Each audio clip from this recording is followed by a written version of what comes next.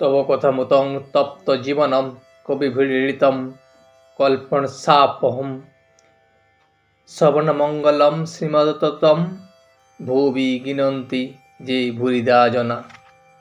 ঠাকুর ও মায়ের চরণে শতকোটি প্রণাম জানিয়ে আজকের পাঠ শুরু করব। আজ আমরা পাঠ করব ত্রয়োদশ খণ্ডের সপ্তম পরিচ্ছেদ, মাতৃসেবা ও শ্রীরামকৃষ্ণ হাজরা মহাশয়। ঠাকুর শ্রীরামকৃষ্ণের ঘরের পূর্ব বারান্দায় হাজরা মহাশয় বসিয়া জপ করেন। বয়স 46-47 হইবে। ঠাকুরের দেশের লোক, অনেকদিন হইতে বৈরাগ্য হইয়াছে। বাহিরে বাহিরে বেড়ান, কখনো কখনো বাড়িতে গিয়া থাকেন। বাড়িতে কিছু জমি টমি আছে, তাহাতে স্ত্রী পুত্র কন্যাদের ভরণ পোষণ হয়। তবে প্রায় 1000 টাকা দেনা আছে। তজ্জন্য হাজরা মহাশয় সর্বদা চিন্তিত থাকেন ও কিসে শোধ যায়, সর্বদা চেষ্টা করেন। ঠাকুরের বারান্দায় হাজরা বলে একজন বসে বসে জপ করেন। তিনি ঠাকুরের দেশেরই লোক। ঠাকুর দেখেছেন তার বহুদিন থেকে বৈরাগ্য হইয়াছে। তিনি বাড়িতে খুব কম থাকেন, বিভিন্ন জায়গায় ঘুরে ঘুরে বেড়ান। বাড়িতে তার স্ত্রী পুত্র কন্যা সবই আছে, তাদের ভরণ পোষণ হয় ওই কিছু জমি জমা আছে তার থেকে। হাজরার একটাই চিন্তা যে তার 1000 টাকা ঋণ আছে, সে ঋণটা কীভাবে সে শোধ করবে। কলিকাতায় সর্বদা যাতায়াত আছে। সেখানে ঠনঠনে নিবাসী শ্রীযুক্ত ঈশানচন্দ্র মুখোপাধ্যায় মহাশয় তাহাকে অতিশয় যত্ন করেন ও সাধুর ন্যায় সেবা করেন। ঠাকুর শ্রীরামকৃষ্ণ তাহাকে যত্ন করে রেখেছেন। কাপড় ছিঁড়ে গেলে কাপড় কিনে দেওয়ান, সর্বদা সংবাদ লন ও ঈশ্বরীয় কথা তাহার সঙ্গে সর্বদা হয়ে থাকে। হাজরা মহাশয় বড় তার্কিক। প্রায় কথা কহিতে কহিতে তর্কের তরঙ্গে ভেসে একদিকে চলে যেতেন। ঈশানচন্দ্র মুখোপাধ্যায় এই হাজরা মহাশয়কে খুব যত্ন করেন। তিনি সাধুর ন্যায় হাজরা মহাশয়কে সেবা করেন। ঠাকুরও তাকে যত্ন করতেন। ঠাকুর কাপড় ছিঁড়ে গেলে কাপড় কিনে দেওয়ানো এবং তার সঙ্গে ঈশ্বরীয় কথাবার্তা বলা, এইসব করতেন। কিন্তু হাজরা মহাশয় ছিলেন খুব বড় তার্কিক। তার সঙ্গে কথা কইলেই সে তর্কের তরঙ্গে একদিকে ভেসে চলে যেতেন। বারান্দায় আসন করে সর্বদা জপের মালালয় জপ করতেন। হাজরা মহাশয়ের মাতা ঠাকুরানী অসুখ সংবাদ আসিয়াছে। রামলালকে দেশ থেকে আসবার সময় তিনি হাতে ধরে অনেক করে বলেছিলেন, খুড়ো মহাশয়কে আমার কাকুতি জানিয়ে বলো তিনি যেন প্রতাপকে বলে কয়ে দেশে পাঠিয়ে দেন। হাজরার মায়ের অসুখ এবং যেহেতু হাজরা বাড়ির ঠাকুরের দেশে, সেই জন্য সেখানে ঠাকুরের ভাইপো রামলাল বাড়ি থেকে আসার সময় হাজরার মাতা তার হাতে ধরে অনেক অনুনয় করে বলেছিলেন যেন রামলাল ঠাকুরকে বলে প্রতাপকে বলে কয়ে বাড়িতে পাঠান, একবার যেন তিনি দেখা করে আসেন। ঠাকুর তাই হাজরাকে বলেছিলেন, একবার বাড়িতে গিয়ে মার সঙ্গে দেখা করে এসো। তিনি রামলালকে অনেক করে বলে দিয়েছেন। মাকে কষ্ট দিয়ে কখনো ঈশ্বরকে ডাকা যায় না। একবার দেখা দিয়ে বরং চলে এসো। ভক্তের মজলিস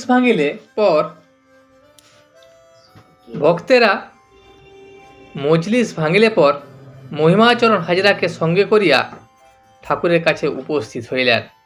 মাস্টারও আছেন।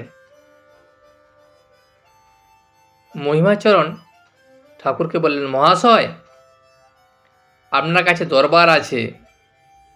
আপনি কেন হাজরাকে বাড়ি যেতে বলেছেন? আবার সংসারে যেতে ওর ইচ্ছে নেই। তখন ঠাকুর বললেন, ওর মা রামলালের কাছে অনেক দুঃখ করেছে, তাই বললাম 3 দিনের জন্য না হয় যাও, একবার দেখা দিয়ে এসো।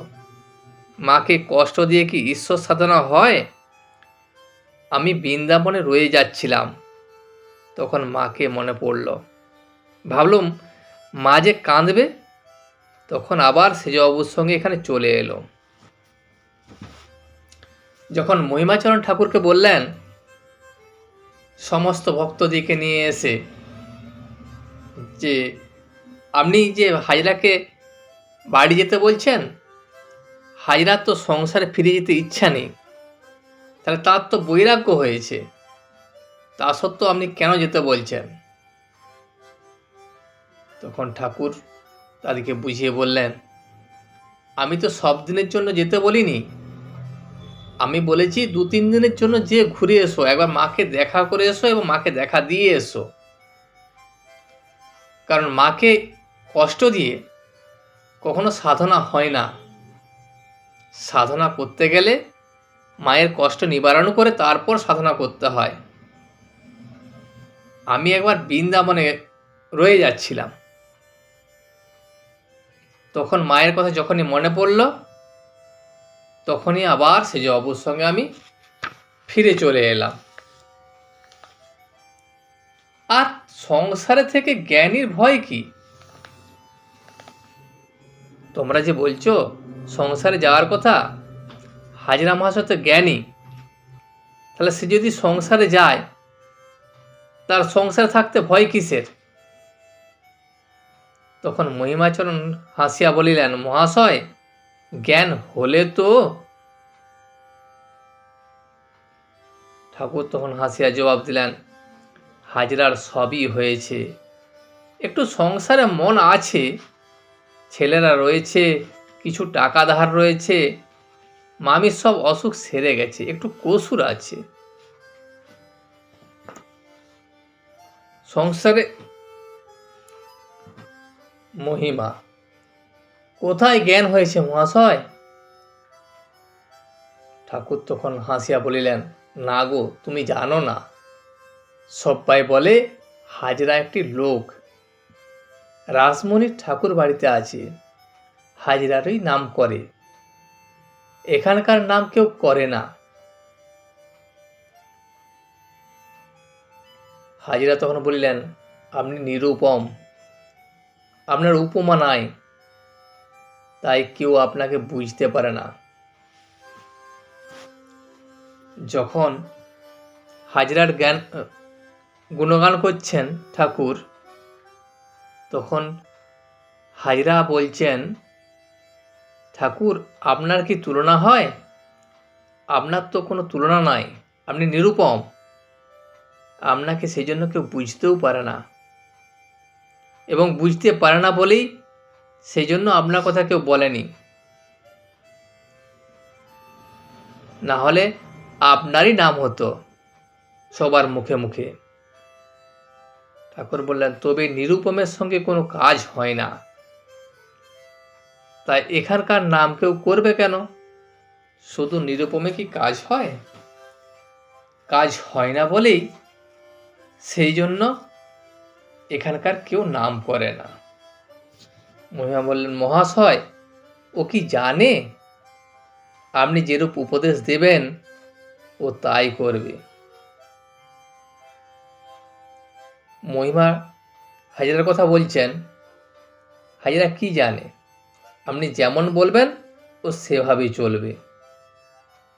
তখন ঠাকুর বললেন, কেন? তুমি ওকে বরং জিজ্ঞাসা করো, ও আমায় বলেছে তোমার সঙ্গে আমার লেনা দেনা নাই। ঠাকুরের সঙ্গে যখন হাজরার তর্কাতর্কি হয়, হাজরা রেগে যেয়ে বলেছে যে ঠাকুরের সঙ্গে আমার কোনো লেনা দেনা নাই।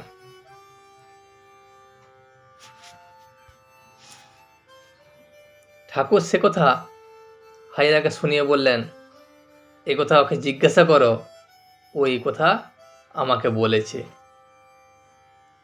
মহিমা তখন বললেন, ভারী তর্ক করে শ্রীরামকৃষ্ণ, ও মাঝে মাঝে আমায় আবার শিক্ষা দেয়। তর্ক যখন করে হয়তো আমি গালাগাল দিয়ে বসলাম, তর্কের পর মশারির ভিতর হয়তো শুয়েছি, আবার কি বলেছি মনে করে বেরিয়ে এসে হাজরাকে প্রণাম করে যায়, তবে হয়। অনেক সময় দুজনের মধ্যে তর্ক হয়, গণ্ডগোল হয়, গালাগালি আমি দিয়ে ফেলি হাজরাকে, কিন্তু যখন শুতে যায় মশারির ভিতর ঢুকেও মনে হয় কি উল্টাপাল্টা কথা আমি হাজরাকে বললাম। আবার মশারি থেকে বেরিয়ে এসে ঘুরে তাকে প্রণাম করি। বেদান্ত ও শুদ্ধাত্মা। তুমি শুদ্ধাত্মাকে ঈশ্বর বলো কেন?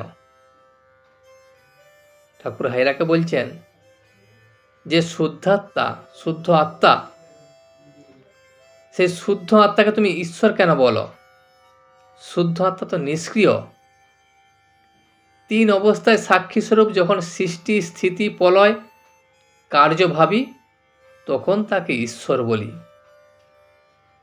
যখন কোনো শক্তি কার্য করে, এখানে কার্য বলতে সৃষ্টি, স্থিতি, প্রলয় এইসব কার্য করে, তখনই তাকে আমরা ঈশ্বর বলি।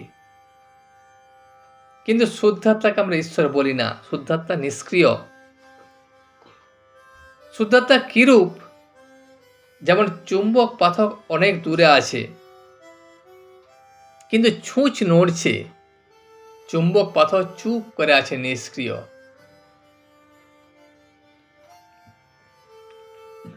চুম্বক পাথর যদি অনেক দূরে থাকে, কিছু ছুঁচের থেকে দূরে, ছুঁচটা আস্তে আস্তে নড়তে থাকবে, কিন্তু চুম্বক পাথর স্থির হয়ে থাকবে, নিষ্ক্রিয়ভাবে। সেই রকম শুদ্ধাত্মা হচ্ছে নিষ্ক্রিয়।